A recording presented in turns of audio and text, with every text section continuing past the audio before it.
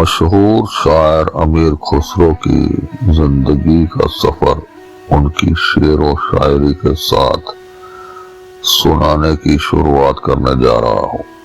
अगर आपको हमारे सुनाने का अंदाज पसंद आए तो कमेंट में जरूर बताइएगा। सन 1253 भारत की मिट्टी में एक ऐसी सुबह उगी जिसने सदियों की महक छोड़ दी। पटियाली उत्तर प्रदेश के एक छोटे से कस्बे में एक बच्चे ने जन्म लिया जिसका नाम रखा गया अबुल हसन यमीनुद्दीन अमीर खुसरो देहलवी। पिता थे सैफुद्दीन महमूद और तुर्की नस्ल के जो योद्धा थे, और माँ थी दौलत नाज, एक हिंदुस्तानी महिला जिनकी बोली में गंगा जमुना की मिठास थी। यही दो नदियां तुर्की और हिंदवी मिलकर अमीर खुसरो नाम की एक रूहानी सरिता बन गई। बचपन का किस्सा सुनाते हैं आपको। कलम और सितार। कहते हैं बचपन में खुसरो के पास एक टूटा हुआ सितार था जो उससे तारों की आवाज निकालने की कोशिश करते और फिर उसे कविताओं में बदल देते। जब दूसरे बच्चे खेल में मशगूल रहते और खुसरो शब्दों में खेलते थे, उनकी नानी कहा करती, ये लड़का ना तुर्क है ना हिंदू, ये तो खुद इश्क का पुजारी बनेगा। उनका पहला शेर है जिसका शीर्षक है बचपन की आत्मा। मिट्टी की खुशबू में लिपटा था मैं, मिट्टी की खुशबू में लिपटा था मैं, जब तूने पुकारा नाम मेरा। न तुर्क का था न हिंद का, बस इश्क बना पहचान मेरा। जब कलम उठी पहली दफा तो शब्द खुदा के हो गए, हर सांस में तेरा नूर झलका, हर सांस बनी पैगाम मेरा। पहली नज्म और पहली पहचान। कहते हैं जब खुसरो सिर्फ 9 साल के थे उन्होंने पहली बार फारसी में कसीदा लिखा। लोगों ने हैरान होकर पूछा, तुमने ये कहां से सीखा? खुसरो मुस्कुराए और बोले, खुदा के दिल से निकला, मैं तो बस लिखने वाला हूँ। उनकी माँ ने उस दिन उनके सिर पर हाथ रखकर कहा, बेटा तेरी जुबान में खुदा की रहमत है। शेर, दूसरा शेर है इनका, पहली नज्म का एहसास। जो लफ्ज मेरे होठों से निकले वो दुआ बन जाए, जो लफ्ज मेरे होठों से निकले वो दुआ बन जाए, जो सुर मेरे दिल से उठे वो सदा बन जाए। मैं तो एक बच्चा था तुझसे खेला करने आया, पर तूने कहा खुसरो तू मेरा रब का गवाह बन जाए। दिल्ली की ओर का सफर। बचपन में पिता की मृत्यु के बाद खुसरो को बहुत दुख हुआ। माँ उन्हें लेकर दिल्ली चली आई जहां उस दौर में सुल्तान बलबन का शासन था।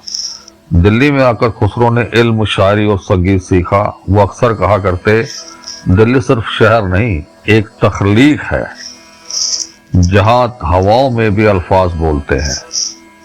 तीसरा शेर, दिल्ली की दास्तान। दिल्ली की गलियों में जब मैंने कदम रखा, दिल्ली गलियों में जब मैंने कदम रखा तो लगा जैसे खुदा ने नया जहान रचा। हर कोने से आती थी इश्क की खुशबू, हर दीवार पे लिखा था खुसरो अब तू भी यहाँ का है बच्चा। तलवारों की चमक के बीच भी मैंने कलम की लो जगाई और कहा ये दुनिया कलम से बदलेगी ना कि खंजर से। दरबार में पहली मुलाकात। दिल्ली दरबार में खुसरो की प्रतिभा की चर्चा फैलने लगी। एक दिन उन्हें सुल्तान बलबन के दरबार में बुलाया गया। सुल्तान ने कहा, तो क्या तुम शायर हो? खुसरो ने मुस्कुराकर कहा, मैं शायर नहीं अल्फाज का बंदा हूँ। और फिर उन्होंने एक कविता सुनाई जिसमें इतनी गहराई थी कि सुल्तान खुद खड़े होकर बोले, ये लड़का हमारी शान बनेगा। दरबार की वो पहली रात जब सुल्तान के सामने कलम उठाई मैंने, जब सुल्तान के सामने कलम उठाई मैंने तो शब्द कांपे पर रूह ने सुकून पाया मैंने। ताज वालों ने पूछा तू है कौन यहाँ, ताज वालों ने पूछा तू है कौन यहाँ, कहा एक दरवेश का बेटा हूँ जिसने खुदा को गाया मैंने। महल के झूमर भी झुक गए उस रात। बचपन से सूफी मन। भले ही खुसरो अभी छोटे थे पर उनके भीतर एक सूफी दिल पनपने लगा था। वे अक्सर रातों में तन्हा बैठकर कहते, मेरा रब न मंदिर में है न मस्जिद में, मेरा रब न मंदिर में है न मस्जिद में, वो तो हर उस दिल में है जो मोहब्बत जानता है। पांचवा शेर है उनका, खुसरो की पहली दुआ। न मंदिर ढूंढा न मस्जिद में गया, तेरी तलाश में बस दिल में गया, जो दिल दुखाए वो बंदा नहीं तेरा, जो दिल जोड़े वही खुदा का साया है मेरा।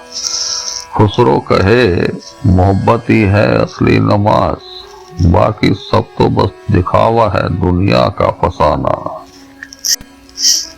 यही था खुसरो का बचपन, जहाँ हर दर्द एक गीत बना, हर सवाल एक शेर। वो बच्चा जो टूटी सितार से खेलता था, अब शब्दों से दुनिया की रूह को छूने लगा था। उन्हें मालूम ना था कि आने वाले वक्त में वो हिंदुस्तान की आत्मा बन जाएंगे।